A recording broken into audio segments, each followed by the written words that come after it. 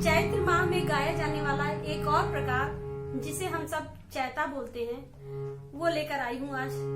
और ये गीत जो है अमूमन पुरुष प्रधान गीत है, किंतु यहाँ आज आपको विमला कठेरिया जी सुनाएंगी, जो कि हमारे आकाशवाणी की भी हाई ग्रेड की कलाकार हैं। और संगत दे रहे हैं ढोलक पे राजकुमार राज जी, वो भी हाई ग्रेड कलाकार हैं। और मैं प्रीति लाल विमला जी का साथ दे रही हूँ, मैं भी आकाशवाणी की कलाकार